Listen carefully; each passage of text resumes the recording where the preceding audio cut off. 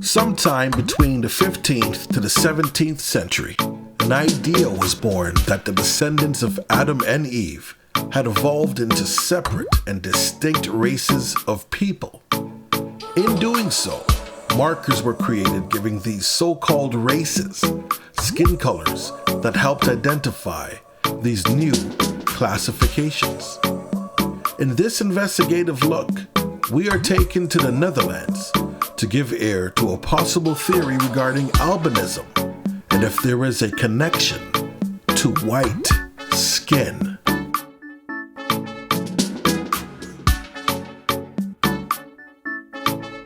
Who do I have online with me right now?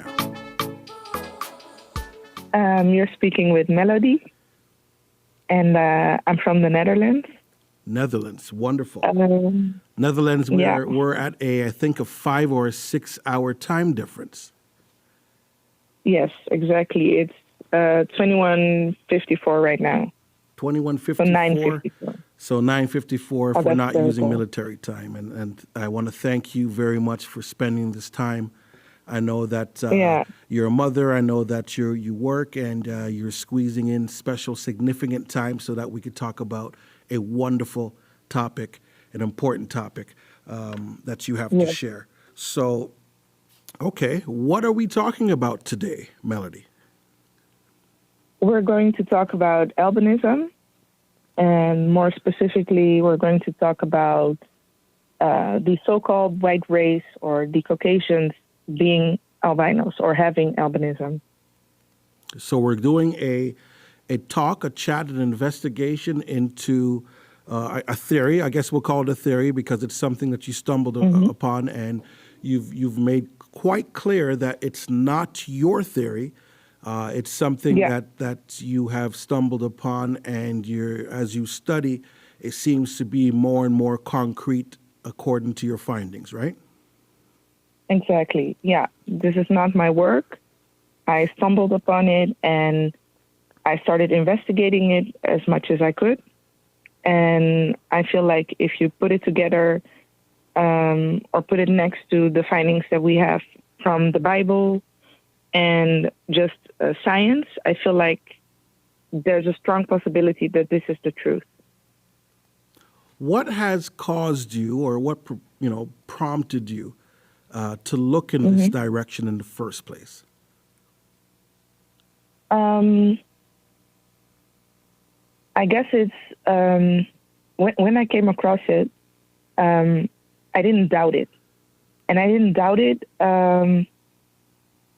because if you look at how can I say this? I'm so sorry. You need to ask me the question again. I'm so sorry. No problem. This information that you came across, why did you find it interesting? What attracted you to even delve deeper into it? Yeah. So I decided to delve deeper into it. I decided to investigate it more because I feel like when I read it, I felt like this is the truth. Because when you dig deeper into the first civilizations, you will find that almost every civilization started off black. So I was just surprised, like, okay, so where do these people come from? Because you'll find black people everywhere on this planet. But if it's outside of Africa or Latin America, we're, how do you say it? We're not the majority. There's just a small group of black people in Europe, in North America. We're just a handful of people. Let me just put it that way. Okay. So if every civilization started off black, but we're not the majority in certain places, how come? Where do these white people come from? And I came across information that, for example, Europe was entirely black. And this is what pushed me even further to investigate. Okay, so where do these white people come from? Now, because they like to tell us, go back where you come from. When you say where Europe, do they come from? When you say Europe was entirely black, that's going to raise the eyebrows of many. You think of Europe, you think of the European. It comes with a skin color.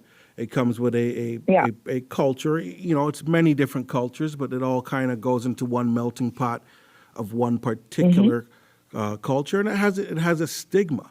So when you say you're saying Europe was, entirely black, that erases that stigma and it causes some questioning. So I'm very interested in that. Let me jump back. You said first civilizations. Could you talk a bit about or give an example of a first civilization that may have been black? Well, if we go all the way back to the beginning, then we have Adam and Eve. Okay. And it's already common knowledge, even white scientists will tell you, the first human beings were black. They had black skin, dark color eyes, dark color hair. They were black. And you can find this by simply Googling, and you will see that the oldest human beings, or the oldest DNA found on this planet, is that of the Khoisan people of South Africa. But if you look at their skin color, it's more like a light-skinned black person. But they are the oldest. So when I say the oldest civilizations, obviously I mean Africa. But outside of Africa, before I go outside of Africa, when we look at Africa entirely, for example, North Africa, Egypt, it was entirely black. And today we're being told, no, it was Arabs. So if you go to Europe, for example, almost in every country, there's skeletons being found that resemble a lot like the Khoisan people of South Africa, pygmies. You said Scotland, pygmies. Ireland, pygmies. You said Khoisan people? Khoisan, yeah, the Bushmen of South Africa. How do you spell that? I guess in English it would be Khoi. Khoisan, and then San. Got you. Okay, I just wanted to get the pronunciation. Khoisan. Okay, thank you very much. So they are the oldest people on this planet. So the skeletons found in Europe are closely related to the Khoisan of today. Interesting. So if you have these skeletons, they tell us Europe was black, Africa, of course, black. And now you investigate the rest of the world, black. For example, you have Native Americans, you have people who claim we are Aboriginals. But then you go back to their ancestral lineage and you find out these are not the original people. Your Native Americans are actually a mixture of black Native Americans, the first ones to arrive in the Americas, and Siberians. So I know it's not a good thing to say, but the red Indians, the white Indians, are not Native Americans. They are a mixture. So that is how I was just investigating the first civilizations of the world and finding out that a lot of these civilizations started off black and then turned into a mixture and then turned into white. So let me for example, North Africa. Let me echo that so I can confirm what I just heard. So you're saying it starts off as black, then it goes into a mixture, and then from a mixture it goes into what is called white. That mixture, what composes that mixture? What's composed of that mixture? Because if you're black, it's black. So what is that black mixing with to be mixed? You're mixing, of course, with white. But the question now is, where did that white come from? Where did that white skin come from? I can give you an example for the Arabs, the Middle East. Let's go. So if you Google indigenous black Arabs, of course, you're going to find black-skinned people from the Middle East. Today, the Middle East is predominantly white, or a kind of a mixture, because those people do not resemble, for example, white people from Europe or North America. It's not really the same. So that's a mixture. Okay, I got it. Following.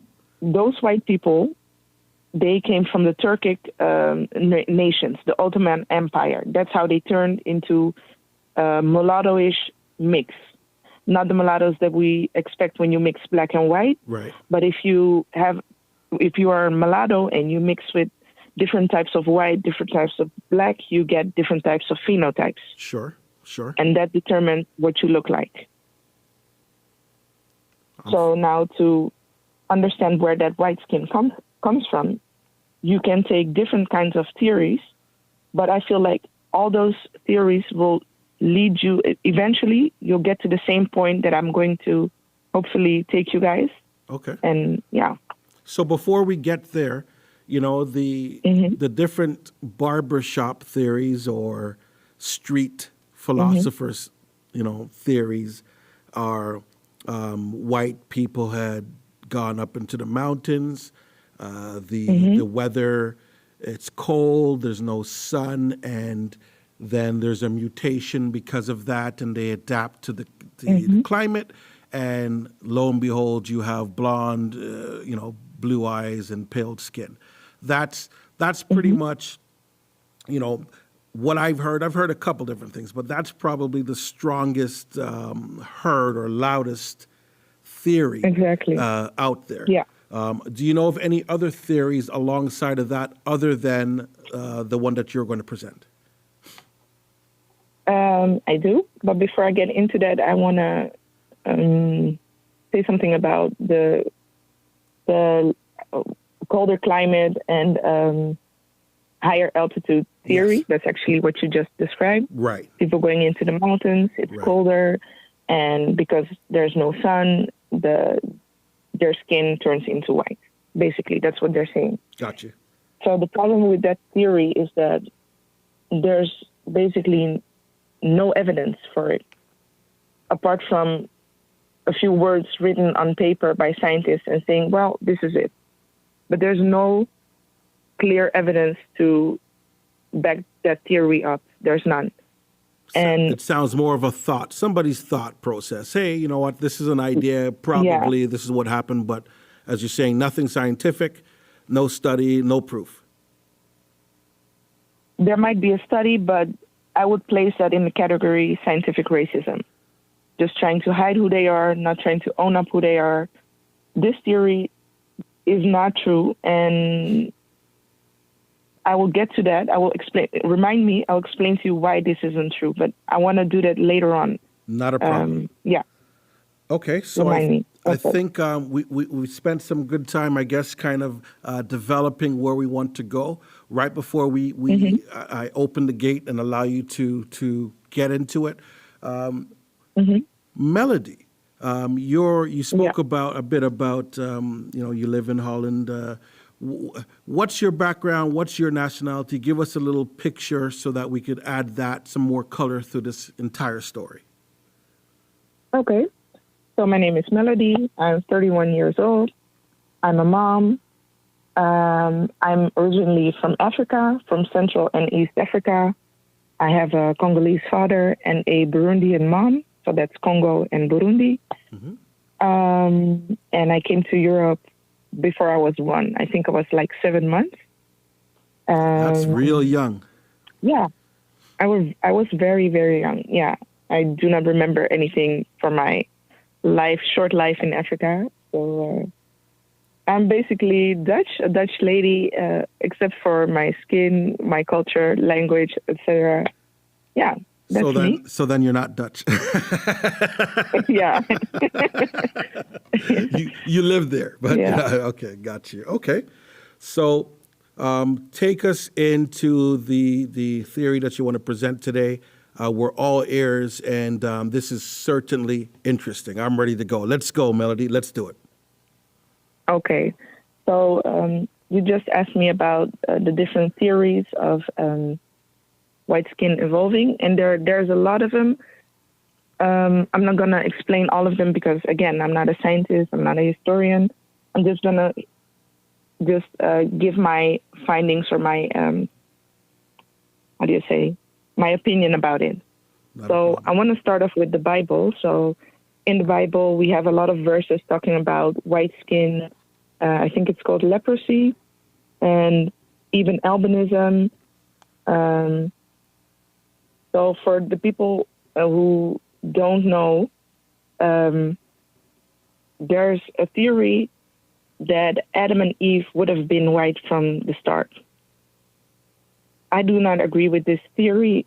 People say they were white because when they were sent out of the Garden of Eden, they were ashamed of their nakedness.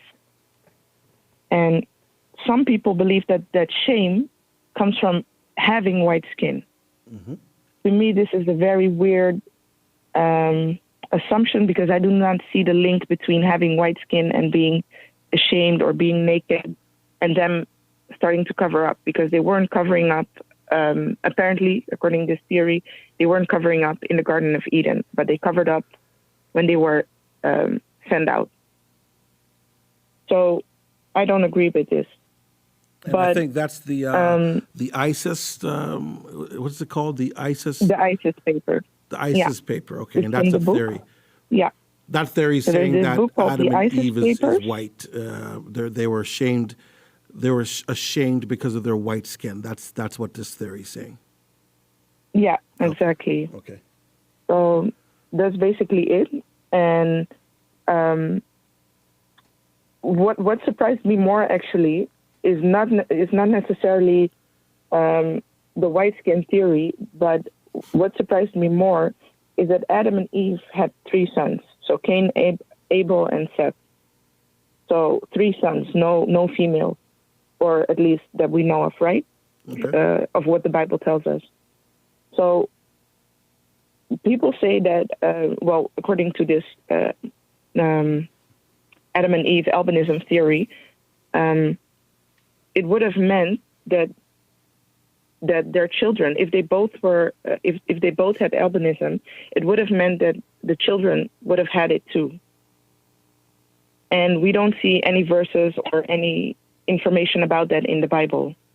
So this is what surprised me the most. But another thing that surprised me is that when Cain was sent away, when God sent him away, Cain was afraid, I think. Cain was afraid to be killed by other people, and God marked him.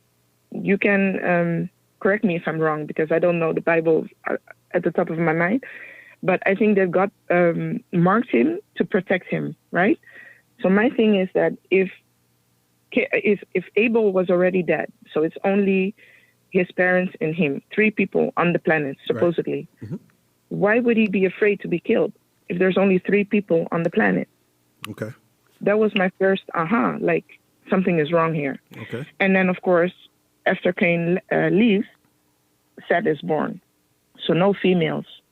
So if Adam and Eve populated the world, there would have been more children, perhaps not mentioned in the Bible, or Eve would have had children, so incest, inbreeding, with Cain or Seth as well.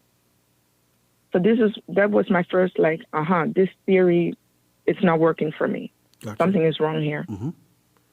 So then comes the flood. And we're speaking, I'm just the theory, just to be clear, the theory we're speaking about is the ISIS papers, right? Yeah. Okay, got you. Of Dr. Francis Cress Welsing. Got you. And that theory is that Adam and Eve were both white albinos. Got you. Okay. Yeah. Okay. So I'm gonna leave that one alone because again, it doesn't sit well with me. I don't. It seems like you could punch. You could poke some holes in that. So something seems a little bit off there. Got you. Okay. Okay. Okay. So then I'm skipping. I'm fast forwarding, and here comes the flood, and you have Noah and his 3 sons, Sem, Japheth, and Ham.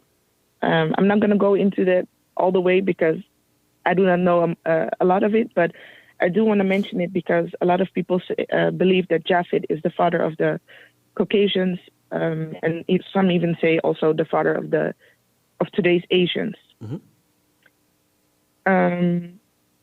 And before I go to Japheth, I want to say something about Ham, who is the father of the blacks and the father of Cana. I don't know if I'm pronouncing it well, but okay. So in Genesis 10, verse 25, it said, "Cursed be Canaan, a servant of servants shall he be unto his brethren." Right. So Noah isn't actually cursing Ham, he's cursing his offspring, his son. descendants. It says when he woke, he realized what his younger son had done. Correct. Yeah. So to me, I feel like this couldn't be true because the color black is dominant. And if Noah had albinism, because of course there's also a theory that Noah, or it's not a theory, it's actually written in, I believe it's the book of Enoch. I think so, yeah. Yes, it's in that book. It does say something along those lines. Correct. Yeah. So if Noah had albinism, and he had 3 black sons, that would have meant that he married or gave birth to children through a black woman. Okay, got it. Yeah. So you have Noah, who is an albino. So he's affected. He has the illness, because albinism is an illness, it's a disease.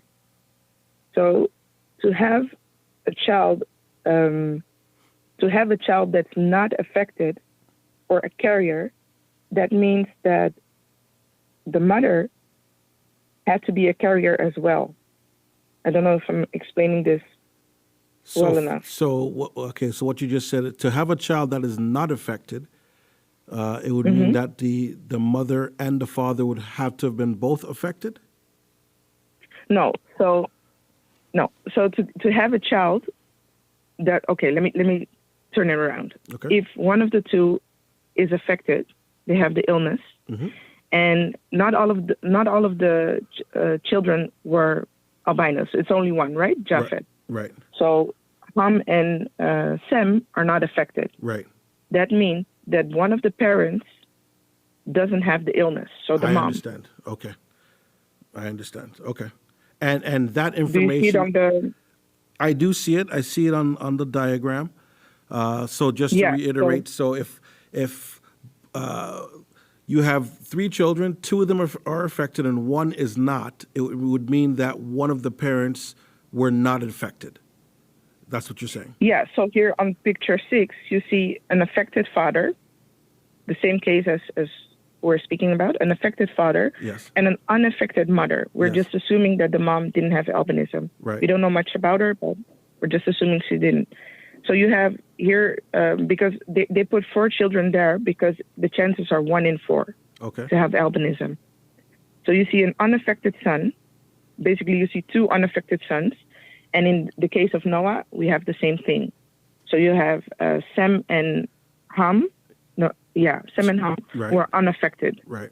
And then you have Japhet, who supposedly is affected. Right. So you see how it doesn't fit the... Gotcha. It doesn't fit the science. Gotcha. Sorry, I don't know how to explain it. So let me just. There. So in terms of the Japheth theory, so are people saying that Japheth himself was an albino? That's what I think they say. Yeah, that Japhet is the father of the Caucasian race, so that means he would have been white or an albino as well. See. But I've heard it again, a little differently. My understanding of that is not that Noah's son Japheth had albinoism. To be honest with you, I've never heard of that, or that Japheth himself, in any other theory outside of albinoism, whatever it may be, that he himself was white. Japheth was the same color as his mother and his father. Japheth was born a black man. That's what I understand.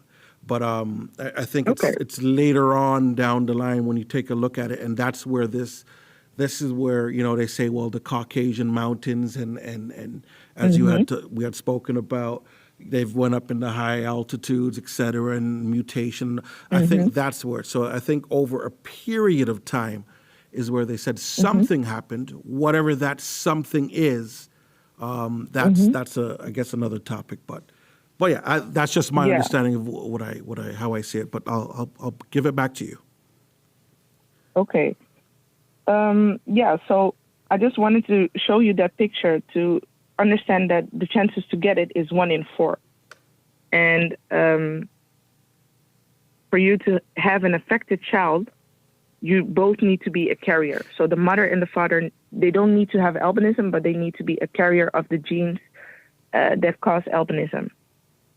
So for people to say out loud like, oh, or, the Edomites or Esau or Japhet are the fathers, of the white race, that's a very large or very big assumption. That's very big to say, because that means that down the line, all these people had needed to be carriers. Got you. It would have to be a straight succession of everybody, both parties being carriers. Mm-hmm. Got you. Yeah. Okay, I understand. Yeah.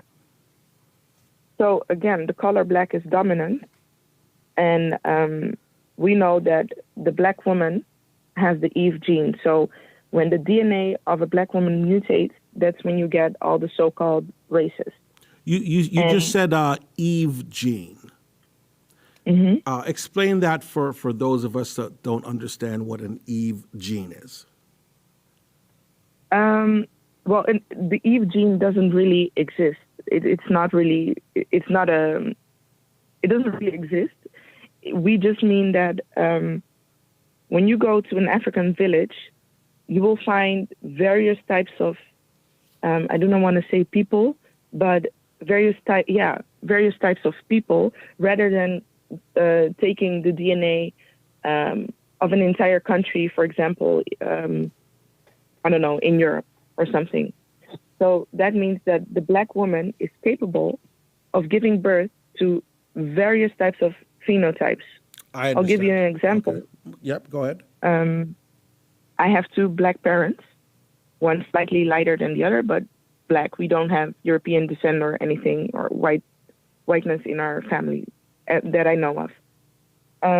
But for example, I am a brown chocolate color, and my sister is slightly darker, and I have a little sister who could pass for white or a mulatto with very soft hair. So that is phenotype.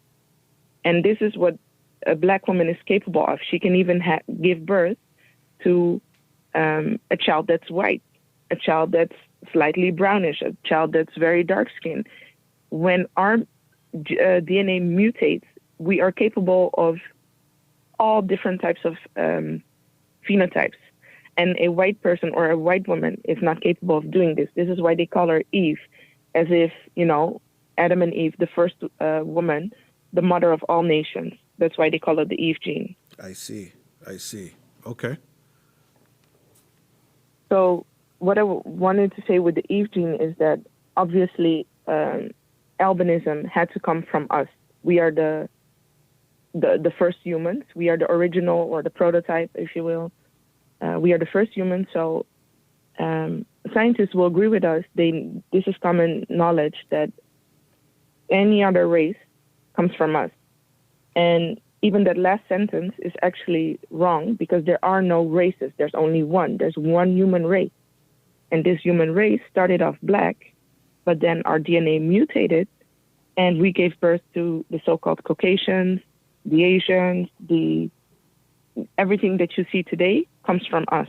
So there is no, there's no white people, black people. It's all a family, right? Because it's all shared DNA going down from line to line to line, and the family just widened. And within that, as per what you're saying, within that you have the DNA, which causes different skin colors, and even within that you have the Eve. What did you call it? The Eve DNA, the Eve gene. The Eve gene. The Eve gene, which simply means it's not necessarily a gene per se, but it just means that the ability, the Eve ability, is the prototype, as you said, can have various different flavors and colors. But it's coming from the prototype. But you're saying that the non-prototype, or the gene that has the albinoism, Are you saying that would not do the same? It would not perform the same? No, it's not possible. Okay. They can produce albinos as well, but they cannot produce us. They cannot produce black skin. They cannot produce, I know people are listening and thinking, I'm married to a white lady and we have mulatto children, and these mulatto children have pigment. Of course they do, because they get it from the parent who is pigmented, who has melanin. But what I mean is obviously. they cannot produce a full dark skin or a full brown person like an African. They cannot. Gotcha. That's only us. We can produce all different types. So if let's put that into percentages of shades then. So to go back to, as I'm using your words, the prototype being black, let's say, just black, that would be 100%. You're saying that the albino can create lower percentages, but never the 100% is what you're saying. You mean the 100% as in Black. The original human? Yes. Like a black person? Right. They cannot. Okay. Got you. No, that's not possible. Yeah. Wonderful. Okay, I'm listening. I am listening. Okay.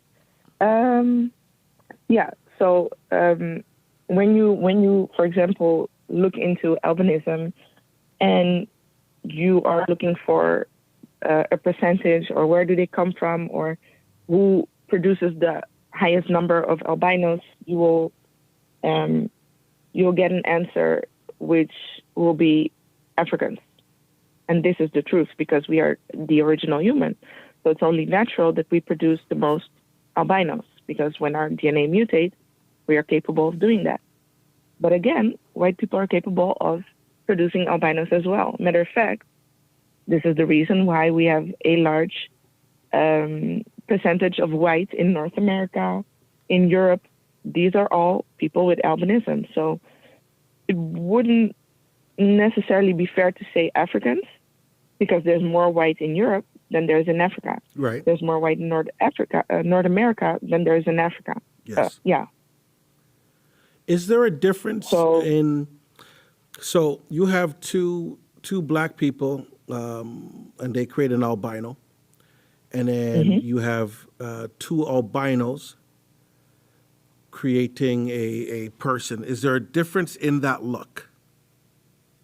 Of course, because when I speak of albinism right now, I know for sure that people are imagining the stereotypical albino. You're imagining somebody that looks somehow faded, red eyes, little to no pigment. Right. That's what you're seeing right now, right? That's what I'm seeing. But I'm seeing yellow hair. I'm seeing, But if you look at Caucasians today, they have the majority has blonde hair, blue eyes, white skin. This is also a type of albinism. Albinism has 7 types. So you go from OCA1 all the way to 7, and there's subtypes as well. So the subtype that the Caucasians today is OCH2, albinism type 2. So this is from NOAA, the National Organization of Albinism and Hypopigmentation. It says a common myth is that people with albinism have red eyes. Although lightning conditions can allow the blood vessels at the back of the eye to be seen, which can cause the eyes to look reddish or violet. Most people with albinism have blue eyes, and some have hazel or brown eyes. There are different types of albinism, and the amount of pigment in the eyes varies. However, vision problems are associated with albinism. So this perfectly describes type 2, because, like I just said, the majority has blonde hair, blue eyes, but not everybody. We have brunettes as well. So this tells you can have hazel eyes, brown hair, and still be an albino, still have albinism. That answers the question I was about to ask, because I was going to say that's where I was going, because you have brunettes, you have even black, dark hair, you have all different types, and the albino that I'm thinking of, going back to what you had said biblically, right, within the Bible, it talks about if in the laws of Moses, if there is one that has leprosy and he says, go to the priest and they'll check it out and it says if there's, any superfluous bumps, any skin ailments sticking up, if it's raw, then they would be deemed clean or unclean. And if there be any yellow hair, right? It specifically says if there be any yellow hair in the scab or in the ailment, then they have to, make a decision on whether they're clean or not, et cetera. So that clearly shows, it matches with what I see when black people have albinoism. If there's a leper, they have leprosy, or they're an albino. They have the black features. No, it's not leprosy. That's a different disease. So I see that a lot as well. That people take the verses from the Bible where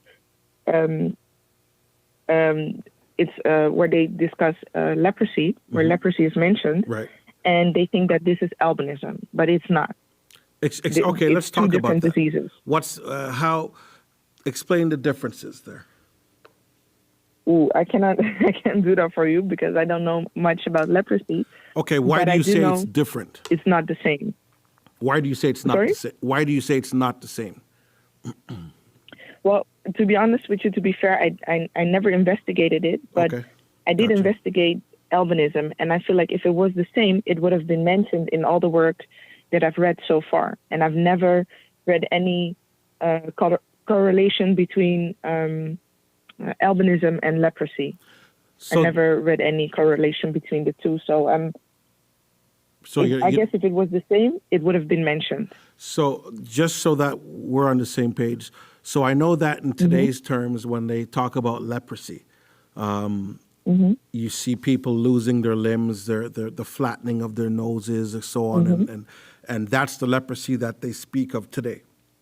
The leprosy that I'm speaking of, and I don't know if that's what you're speaking of, in the Bible was the skin turning white or losing pigmentation. That's the leprosy that I'm referring to, and it sounds very similar to what you're saying, because the description of leprosy with the yellow hair and the eyes and the color and the pigmentation, so on, it sounds similar. But you know what? That's a secondary topic. I'm going to look into that. Yeah, please do. And then I'm going to let you know, what I think about it. Please do. I do want to hear what you have to say about that. Yeah, I will. So another thing that I want you to see,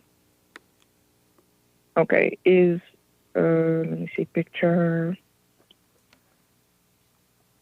Oh, by the way, if you go to picture 2, 3, and 4. 2, 3, 4.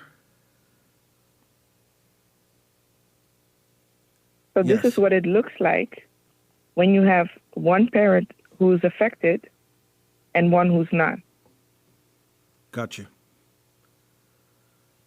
So you see the children are fully black. And that description, not to hammer that point, but the one that we're looking at the mother, father, and child, and the mother has the albinoism. That's precisely the description. Precisely the description is speaking of when it comes to leprosy in biblical times. Not the leprosy they speak I'll of look today. Into that. Yeah, that's when you said the image. When you said what you asked me what image I had in my head when you were talking about it, and we said the yellow hair, so on. That's exactly what I had in my mind. But that's another topic. That's fine. So this lady, that's a typical OCH one. So that's the stereotype, the stereotype albinism that we know of. And then the child, obviously, we cannot know if the child is affected, clearly not affected, but the child can be a carrier. So the child is either a carrier or not affected. And then you have the dad who's clearly not affected. Right. Okay. And then, sorry, there's another thing that I wanted to show you. Okay. Then you have picture 2, 3, 4. 8, 8 and 9. Is that the SLC 24? Yeah, the one before as well, the genetics out of Africa. Okay, yeah, got it. Okay, so it says there, you can read it if you want to. Recently, a major molecular cause of this change in skin color has been discovered in Europeans. Specifically, the gene SLC24A5 turns out to be critical for the production of melanin, the predominant dark pigment of the skin and hair. 100% of Europeans have a mutation in SLC24A5 that impairs the function of the protein. Asians share... Yeah, you can stop there. I can stop there, okay. You can stop there. So the last sentence that you just read, you reread it, please. Recently, a major... 100%. Sorry. No. Starting with... Yeah. 100% of Europeans have a mutation in the SLC24A5 that impairs the function of the protein. Yeah. And it says 100%. And if you go to the picture below it, it says again the derived alleles SLC24A5 star A and SLC45A2 star G both have frequencies higher than 90% in Europeans, but are much more rare or absent in Africans and East Asians. So with this, I'm trying to show you that the genes that actually cause albinism have a percentage of, well, the one says 90% and the other 100% of Europeans, and they mean white Europeans, of course. Right. So for me, this is another aha moment. It's so weird that the genes that cause albinism are the same genes that causes white people to look the way they look. The hair is white, the eyes are blue, the skin is white. It's not a coincidence. And yes, you can have albinism and, like I said, be a brunette or have brown eyes. If your skin is still, no, what I'm trying to say is you don't need to have a mutation in all genes to be to have albinism. You can have one mutation and still be classified as an albino. Is that one of the 7 types of albinoisms that you were speaking of? Sorry? Is that one of the 7 classifications of albinoism? Yeah, so Let me see if I send you this one as well. Okay, I didn't, but I'll read it out loud. So the 6 genes, I think it's 6 or 7, those genes are the cause of albinism. Those are the genes that have mutated in order for you to look the way you look. And then I mean white people, of course. So it's TIR, OCH2, TIR1, SLC45A2, and I'll send this information so you can use it. Please, SLC24A5 and LRMDA. So if you have a mutation in these genes, you have albinism. So you don't need all of them. If you have one, that's it. You have albinism. So when you look up what it means to have blue eyes, they will tell you, oh, well, you have blue eyes because all people who have blue eyes are related to each other. It goes back to one ancestor who had blue eyes. But they don't tell you that having blue eyes means that you have albinism. It's true. Everybody who has blue eyes is somehow related. But that means that the person who gave you those blue eyes had albinism. Gotcha. Because the standard, the prototype, is black. So if it's not black or brown, it's albinism.